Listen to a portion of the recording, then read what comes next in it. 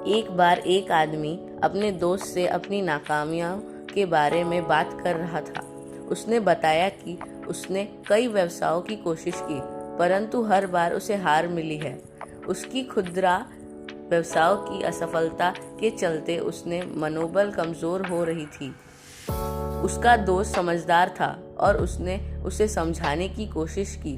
उसने कहा, तुम्हारा सभी हारों के पीछे एक सबक छिपा है जो तुम्हें अभी तक समझ नहीं आया है। आदमी उसकी बातों को ध्यान से सुन रहा था।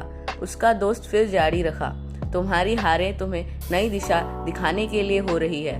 यह तुम्हें वह सही रास्ता दिखाने के लिए है जिससे तुम अपनी सफलता को प्राप्त करोगे। आदमी बहुत ही आश्चर्यचकित हुआ और पूछा, क्या तुम मुझे इसे समझ सकते हो? दोस्त ने मुस्कुराते हुए कहा, हाँ जरूर, चलो मैं तुम्हें एक कहानी सुनाता हूँ। एक समय की बात है, एक गोलू साहब नामक व्यापारी थे। उनकी दुकान पर हर दिन बहुत सारे ग्राहक आते थे, लेकिन एक दिन उन्हें ग्राहक नहीं मिले। दोपहर हो गई, फिर शाम हो गई, लेकिन दुकान में कोई आदमी नहीं आया। वो बहुत परेशान हुए और मन में सोचने लगे। उन्होंने सोचा, क्या मेरा व्यापार कमजोर हो गया है? क्या मैंने कोई गलती कर दी है? वह रात भर सोते नहीं रहे और दुखी होकर अपने दोस्त के पास गए। उन्होंने अपने दुख की कहानी दोस्त को सुनाई। उनका दोस्त ध्यान से सुन रहे थे और फिर उन्होंने कहा, गोलू साहब, आपने अपने व्यापार के लिए अब तक कई बार हार मानी है, परंतु क्या आपने कभी सोचा है कि शायद इस असफलता के पीछे आपकी सफलता छिपी हो? गोलू साहब अचंभित रह गए और पूछा, क्या मतलब है? दोस्त ने कहा, गोलू साहब, हमेशा याद रखिएगा कि हर हार एक नई सफलता के लिए एक कदम होती है। यह आपकी सोच, पहले गलतियां और नाकामियों से सीखने की क्षमता को बढ़ाता है।